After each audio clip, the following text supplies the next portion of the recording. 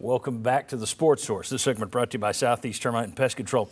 If you want East Tennessee's most experienced pest control company protecting your home, then you've got to call Southeast Termite and Pest Control. They've been doing it the longest. They've been around since 1971. And boy, they can take care of you wherever you are. Lenore City, Knoxville, all the way to Jamestown, Powell, out where I live. All the points in between. Southeast Termite and Pest Control can get you a free inspection this very week. Visit southeasttermite.com. The Haynes family does a tremendous job. They always have. Good family-owned, locally owned business, Southeast Termite and Pest Control. Okay, back with Bob, Josh, Jimmy. Want to do a little rapid fire here, so we got to keep our answers somewhat quick. And if there's a strong argument, then I'll let you fight. Tennessee 7-2 on the season, 3-2 in the SEC at this point, 3/4 of the way through. Who's been the most valuable player on this team? Oh, wow. Jimmy. I'll start with Jimmy. I'm gonna go Jalen Wright because I think he's been the most consistent. Now, I give credit to Joe Milton the last 3 games he's played well, but I think Jalen Wright's consistency, he's got over 800 yards. He averages, 10 or 11 carries per game. Yeah. I'm going to go Jalen Wright. Averages, yeah. All right. Where you going? I was going to go with Jalen Wright. How about a shout out to Cooper Mays? When he came back, the offensive line got a lot better. It's a good one. It's a good one. And they keep him off special teams, thank goodness, so he didn't get hurt. Cooper Mays was my vote, but I can That's go. that's 2. Okay. Yeah, but I do think a defender should get. Who you mention going as with? well. I'd probably take Tyler Barron. Okay. Tyler Barron. All right. Next, Josh, what was your preseason record projection, and do you still feel good about it? Preseason 9-3. Yes, feel really good about it. Okay. I thought you were 10-2. That's why I was starting with you. I was hoping you were wrong. Okay. You still feel good about 9-3? Yeah, I'm not as big of a homer as Jimmy, so I was just 9-3. I was 9-3 as well, so I still feel like they're right on pace, basically. Jimmy, what was yours? 10-2? It was 9-3, and considering what Josh just said, I think they'll beat Georgia by 3 touchdowns. Won't even be close. No, I got 9-3, and I'm sticking with that. I think that's what Tennessee's regular season record will be. I was either 9-3 or 8-4. I can't remember. So I'm still feeling pretty dang good about that. Where am I? Yes, my new name You is got hurt on the Stockdale. special teams play. All right, so we all that's the interesting thing. There's been a lot of hand-wringing about this team so far this year.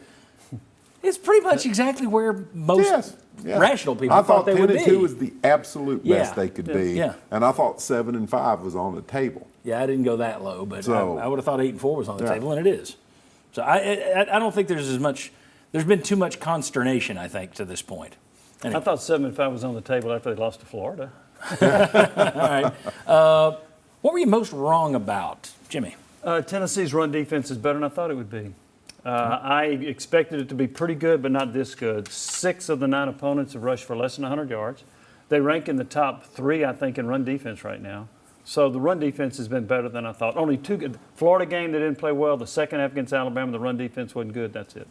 Josh, what were you most wrong about? The drop-off was greater than I expected at receiver. I expected one, but Yeah, I would they've just had more ground to make up since the I would start just of go the whole season. pass game. Yeah, to me, it was. I expected the pass game to be better than it was to start. Josh got mine. I thought the receivers, it would be a more seamless transition from last year to this year. Some people said before the season they were worried about it, and I I think they'll be good. I'll give you another one, then I'll go the opposite way. Defense has been better than I expected.